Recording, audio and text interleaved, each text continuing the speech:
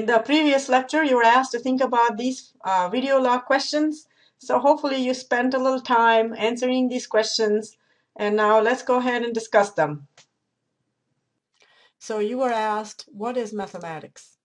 Well, the dictionary meaning of mathematics says the study of numbers and their form, arrangement, and associated relationships using rigorously defined literal, numerical, and operational symbols. Mathematics is observing the world around you, characterizing things or objects in different groups, components based on certain attributes, problem solving, and generalizing structures and patterns. What is the problem was the next question you were asked. Because why are we working on this? Because in a math class, you know you just solve problems, right? So what is a problem? A question raised for inquiry, consideration, or solution, or proposition in mathematics or physics stating something to be done. Or my favorite, an intricate, unsettled question, a source of perplexity, distress, or vexation, or difficulty in understanding or accepting. So as you can see in a math course, you're mostly solving problems, then it's natural to expect some or even a lot of discomfort depending on your previous preparation. If you could solve all problems in this book or in this lecture series, then your mastery level would put you in the next course ready to deal with more sophisticated and abstract problems, and you wouldn't really be listening to these lectures, would you? So it's important to remember what problem solving really means. Well, what do you think is a mistake? Well, the dictionary meaning means to blunder in the choice of, or to misunderstand the meaning or intention of, to identify wrongly, confuse with another. Making mistakes while doing mathematics is often related to misunderstanding the meaning of the symbols or rules or misapplying these to the problem at hand. Students always think that they have to be able to do the problems right from the beginning flawlessly because they see their teachers do problems on the board almost always flawlessly and without much energy. And the same is expected from themselves. This is absurd because the teacher has spent years studying this field and doing these problems over and over again with a lot of dedicated practice and study of the fundamentals. That's why they're at the level they're at. It's like observing an Olympic athlete and us wanting to perform at that same level instantly. That's not going to happen. So learning mathematics, you are going to make mistakes, and that is how you're going to eventually become proficient at the subject. Well, how long do you think a student waits before they say, I don't know, after reading a problem and getting help? Well, about 30 seconds. So you can put a timer and see how long 30 seconds is, and then decide for yourself how long you would wait before saying, I don't know how to do a problem after reading the problem. Well, I can tell you what I think. On average, a person should wait how long before getting help in this particular intermediate and developmental algebra level. It depends, of course, on the problem and the complexity of the problem, but on average, I would say wait at least 10 or 15 minutes before you raise your hand and say, I don't know, or give up and go somewhere to get help. It allows your brain to process, to figure out what to use, what not to use. When you do this kind of struggle on your own, you are more likely to retain what you have learned. So take steps on trying to aid yourself to get out of a situation or a problem you are trying to solve.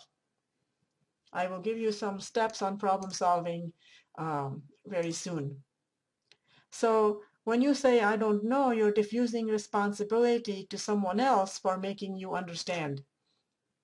But making sure that you understand why you wrote what you wrote and not just say, I don't know, especially if you're the one who wrote something on a problem, because we want you to think about why you wrote what you wrote, what is your logic or intuition making you write what you wrote, and then figuring out what was wrong and what mathematical principles will allow you to fix the mistake. This will build a bridge from where you are at to where you should be at. By saying I don't know and somebody else showing you how to do it is not going to do that necessarily. So don't just expect an answer from your teacher or someone else on what your mistake was and what the correct solution is, but figure it out yourself, what the mistake was, and fix it so that you will retain the material longer. Experience the freedom in mathematical thinking.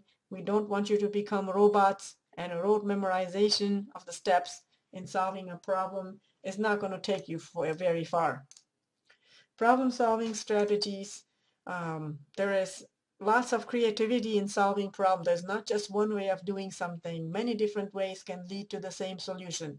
As long as you can justify every mathematical step, you can use it.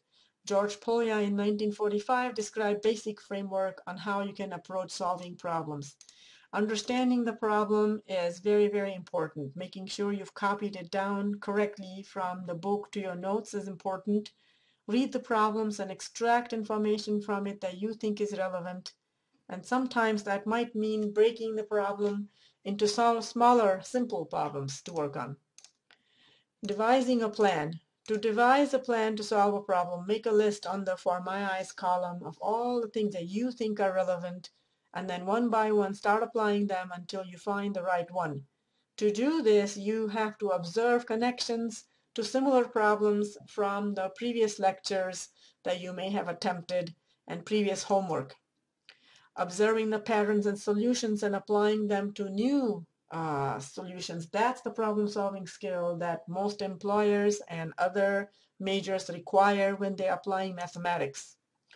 Investigate why, how, when some patterns emerge, because that will pay you dividends later when you're doing more complex problems. If you feel completely stuck, close your eyes, empty your mind out, and blurt out anything that comes to your mind regarding the problem. Most often, you'd have blurted out what to do, and that usually is the right answer too. I have tried this technique in my classes, and it is amazing. 99% of the time, students who have said, I don't know how to do a problem, ends up solving the whole problem, and everybody else is just amazed because they just heard the student say, I don't know. Third step is to carry out the plan. And then fourth one is to review and make sure you've actually answered what was asked of you, and also whether you can extend the ideas. So keep these strategies in mind to solve problems.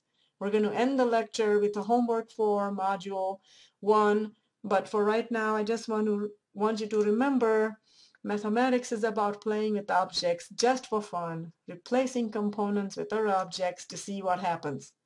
This can lead to interesting structures and objects that eventually can be used in real life. There's a lot of creativity and art involved in doing mathematics, and this is what is going to really train you when you're in other fields that require mathematics. So we hope that these lecture series will bring you those skills. All right, so just relax, give your brain a chance to show what it can do. Things that look difficult at one time can seem easy at a later date once you understand the material. For example, if you look back and saw what you did in kindergarten or first grade, you might think, oh, that was easy. But when you were actually in kindergarten or first grade, perhaps you did not think it was that easy. So don't let the past dictate your ability in the present. Start fresh and have a positive attitude.